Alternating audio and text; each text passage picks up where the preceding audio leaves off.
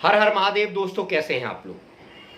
दोस्तों क्या कलयुग खत्म हो गया है या फिर कलयुग अभी कई लाख साल का और पड़ा है।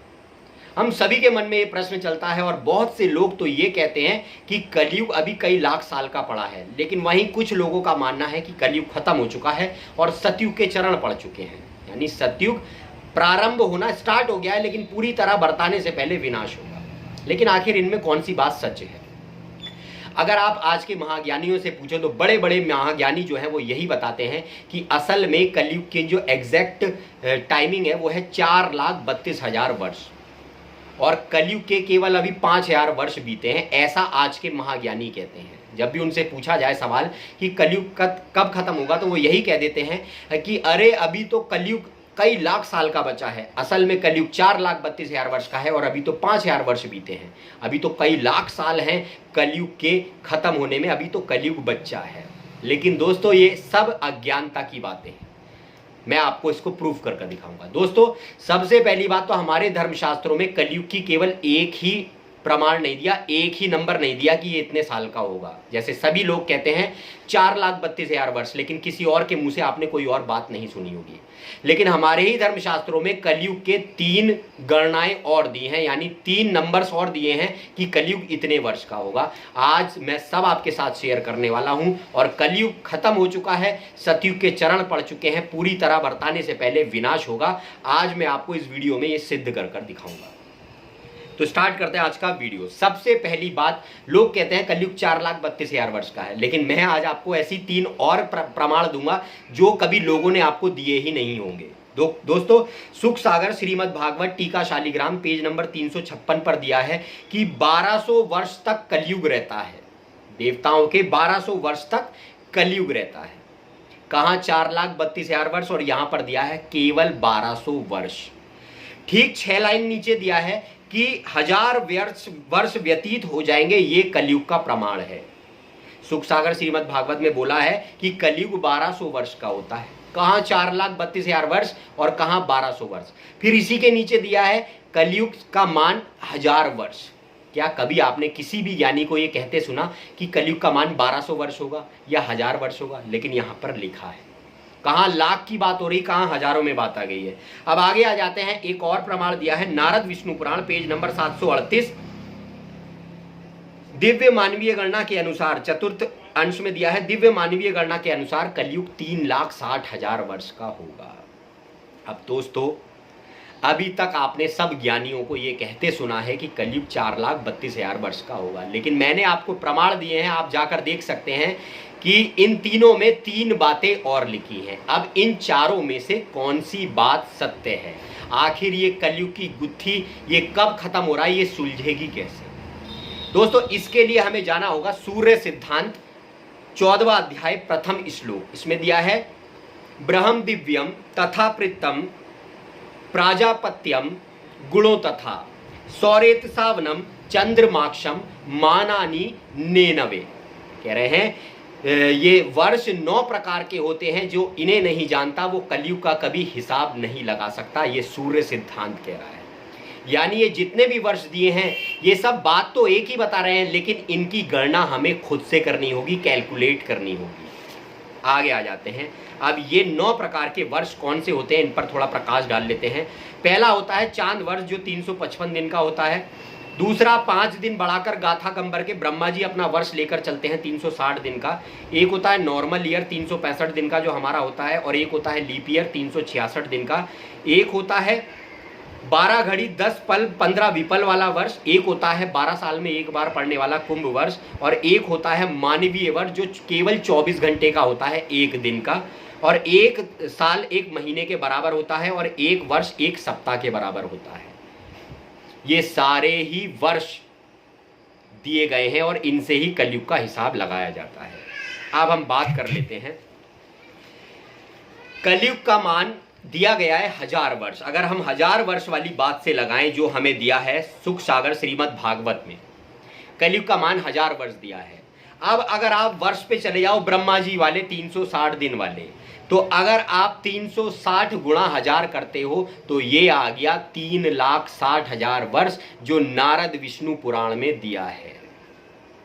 यानी इसका मतलब ये 3,60,000 वर्ष जो हैं ये एक दिन वाले वर्ष हैं, मानवीय वर्ष हैं, 24 घंटे वाले।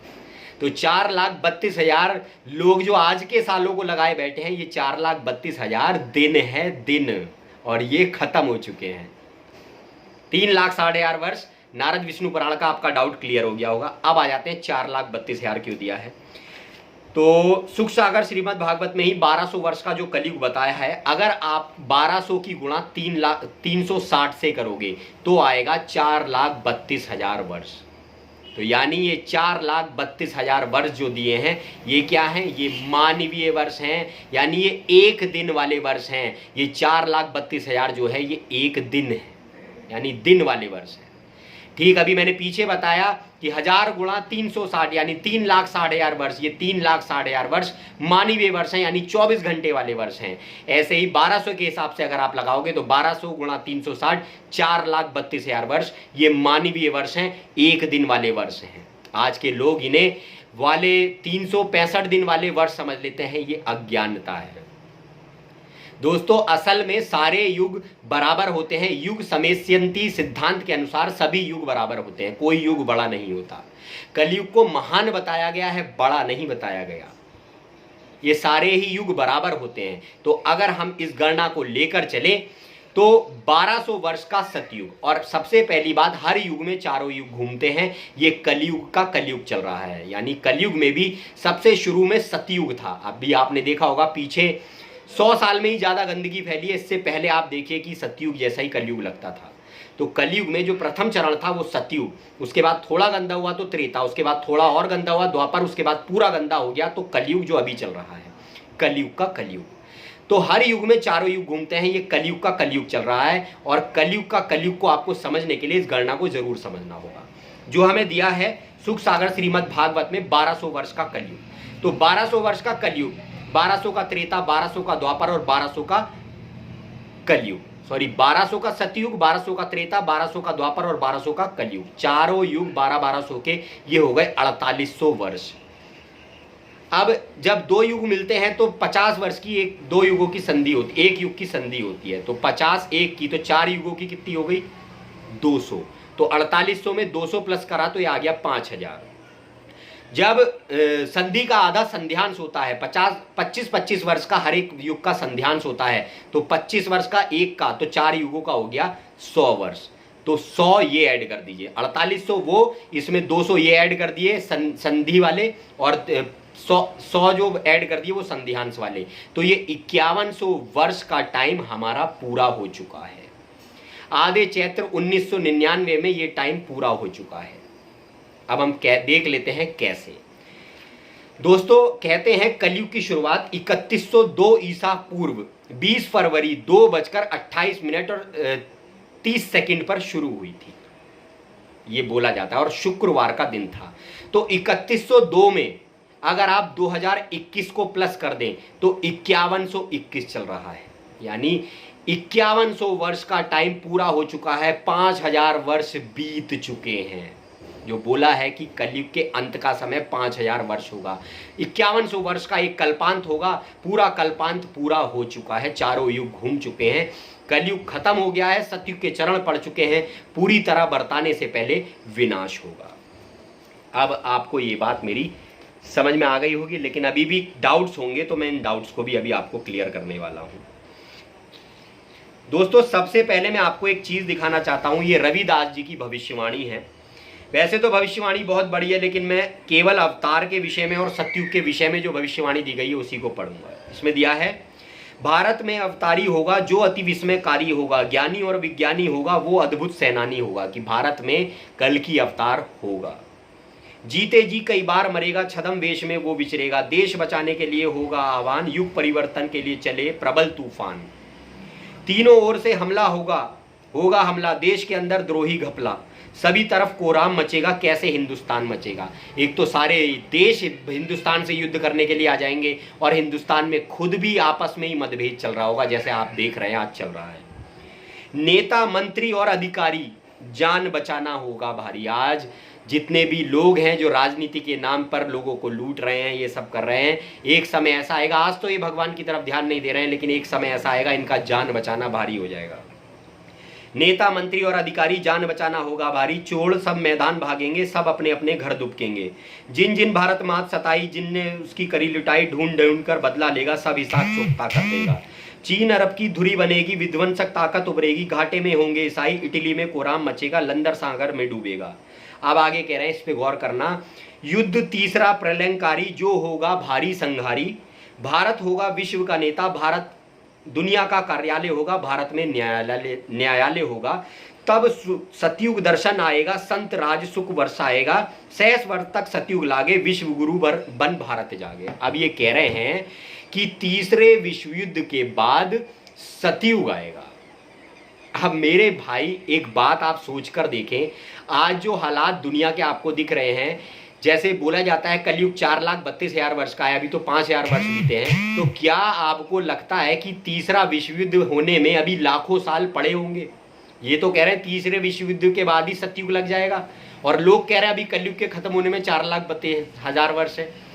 तो सोचने की बात है, और समझदार इसको पकड़ेंगे और कोई नहीं। तो ये कह रहे हैं रविदास जी कि तीसरे विश्व युद्ध के बाद सतयुग लग जाएगा, और तीसरे विश्व युद्ध के सारे हालात आज बने हुए हैं, आप सभी को पता होगा। अब ये तो हो गई इनकी बात। अब हम देख लेते हैं और बात, अब हम कबीर साहब से देख लेते हैं। ये कबीर मंसूर पेज नंबर 246 में आपके साथ शेयर कर रहा हूं। इसमें लिखा है, वेद कतीब का अमन मिटाऊं, घर घर सार शब्द फैलाऊं। यानी घर घर पे इंटरनेट के माध्यम से इस सार शब्द का, कल की अवतार का ज्ञान दिया जाएगा। 5,500 बरस कलयुग जब जाए, कह रहे हैं जब 5,500 वर्ष कलयुग के बीत जाएं, यानी 5,000 वर्ष से ऊपर का टाइम हो जाए, तो समझ लेना कलयुग खत्म है। महापुरुष फरमा तब आए, और वो महापुरुष उस समय धरती पर होगा।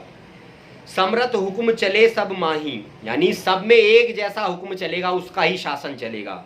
व्यापे सत्य असत्य उठ जाई, और सत्य की स्थापना हो जाएगी, यानी सतयुग लग जाएगा, और असत्य जो है वो उड़ जाएगा, कलयुग खत्म हो जाएगा। ये कबीर मंसूर पेज नंबर 246 कह रहा है। आगे कह रहा है कबीर पंथी शब्दावली पेज नंबर 698, साफ कह रहे हैं 5,000 वर्ष बीत जाने के बाद, और 5,000 वर्ष का मैंने आपको टाइम बता दिया है। 3102 ईसा पूर्व कलयुग की शुरुआत हुई थी, 3102 में आज 2023 ऐड कर दो, आपको पता लग जाएगा 5,000 वर्ष 5100 वर्ष का टाइम पूरा हो गया। आगे कह रहे हैं कबीर पंथी शब्दावली पेज नंबर 698, काल को जीव कहे नहीं माने, कोट सुने जो ज्ञान। कह रहे काल के जितने भी जीव होंगे ये इस बात को नहीं मानेंगे, चाहे इन्हें कितना ही समझा लेना। आज भी ऐसे ही लोग हैं जो अभी इस वीडियो को देखकर भी मजाक बना रहे होंगे। काल को जीव कहीं नहीं माने, कोट सुने जो ज्ञान, जैसे लाख अग्नि में पिघले बिचुरत काट समान। जे करता से सब जग उपजो, भूले ठौर ठिकान। जिस करतार से पूरी जग की रचना हुई, पूरा जग पैदा हुआ है, उसे सब भूल गए, भगवान को सब भूल गए। किसी को समय नहीं है भगवान की बातों के लिए, सब अपने कामों में लगे हुए हैं। जुगन के जुग के बिछड़ो हंसा, भेटे पुरुष पुराण।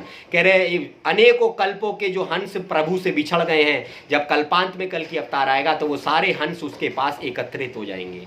जो अच्छे लोग हैं इस ज्ञान को समझ लेंगे और वहां पहुंच जाएंगे। फिर आगे कह रहे हैं 5,500 बीते चली है पंथ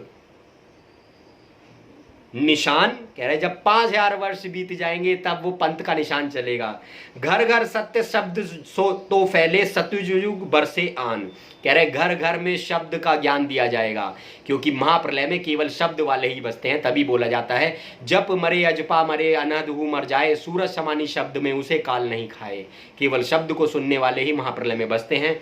फिर कह रहे हैं घर घर शब्द सत्य शब्द जो फैले, सतयुग बरते आन। उसके बाद सतयुग लगाया जाएगा। तो ये भी बात आपको समझ में आ गई होगी, उम्मीद है। वीडियो छोटा रखने के लिए बहुत छोटे में वीडियो को ख़त्म किया है। तो मैंने आपको बताया था दोस्तों, आज केवल लोग कहते हैं कलयुग 4,32,000 वर्ष का है। कलयुग की और भी गणनाएं धर्मशास्त्रों से मैंने आज आपको दिखाई, और इन सारी ही गणनाओं का एक ही मान है, और कलयुग कोई लाखों साल का नहीं है। 5,000 वर्ष बीत जाने के बाद सतयुग लग जाएगा, ये कलयुग का प्रमाण है। 5100 वर्ष का पूरा एक कल्पांत होता है, लगभग इतने समय के बाद सतयुग लग जाता है। और ये वही समय चल रहा है, महापुरुष यानी कल की अवतार धरती पर है और वो सभी को ज्ञान दे रहा है।